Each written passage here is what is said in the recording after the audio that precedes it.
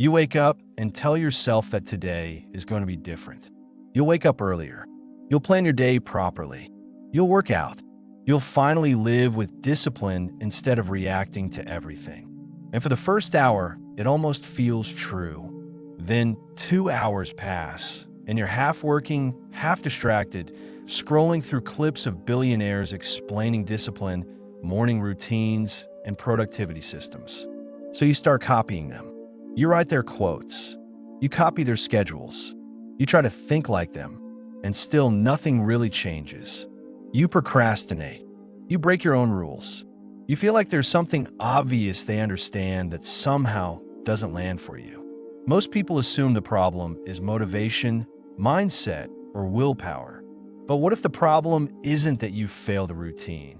What if the routine was never designed for the kind of life you're actually living? Let's slow down and unpack this. Most people believe success works like this. Find someone ahead of you. Study what they do. Repeat the same behaviors. Get similar results. Sounds logical. So you copy.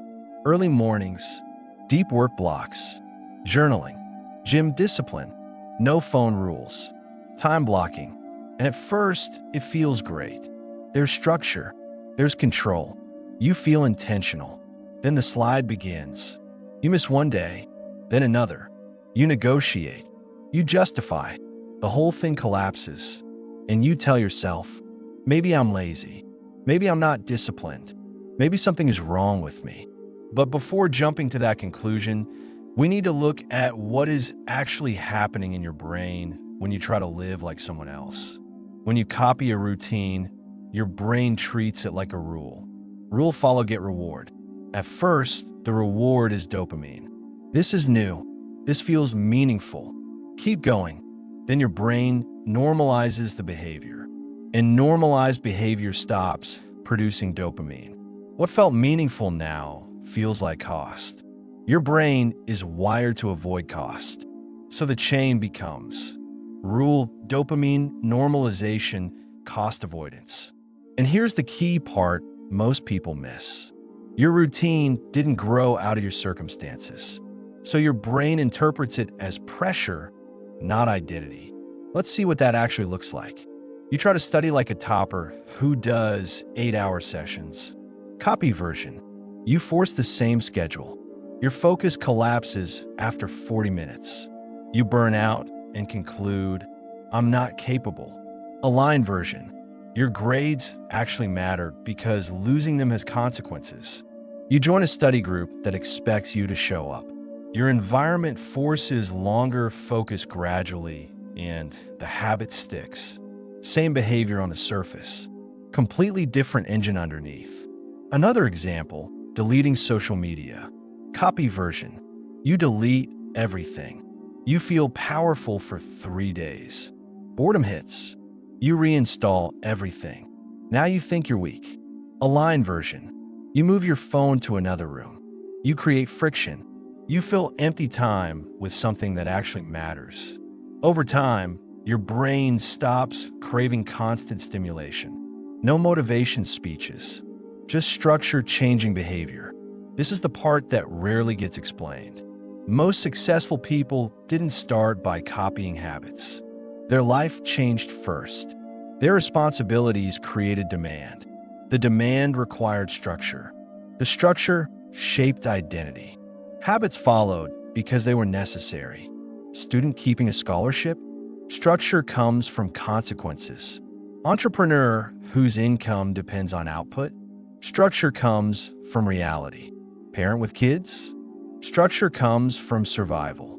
When there is no real demand, discipline feels optional, and your brain treats optional as negotiable.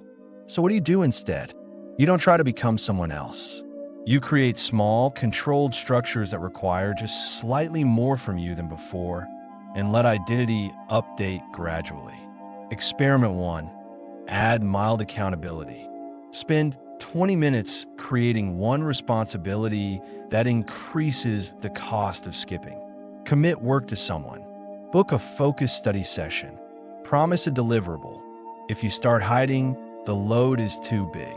Shrink it. Experiment 2. Build capacity, not fantasy. 15-minute deep focus blocks. 10 phone-free minutes. You're training your brain to trust you finish what you start. If you keep inflating goals, then collapsing, reduce them and stabilize. Experiment 3. Rewire identity with observation. Each night, write one factual sentence. Today, I acted like someone who values clarity/learning/health. No motivation, no hype, just data. If you drift into excuses, stop. You're chasing image, not identity. Experiment 4. Change one friction. Move the phone. Prepare your workspace. Create a study corner. Right behavior should feel slightly easier than wrong behavior. When it still feels like war, choose a simpler friction. None of this is glamorous. And that's why it works. Because instead of forcing habits from the outside, you quietly change the environment that makes those habits necessary. That's when things shift. Waking up early isn't performance, it's required. Studying isn't heroism, it's part of your structure. Your phone isn't tempting because your life finally has stakes again. Not because motivation increased, but because identity adjusted to reality. Here's the rule to remember. Rules create dopamine short-term. Structures create behavior long-term. So before copying anyone else's routine, ask, what demand in my life would make this habit inevitable? Build that first, then let the behavior grow out of it.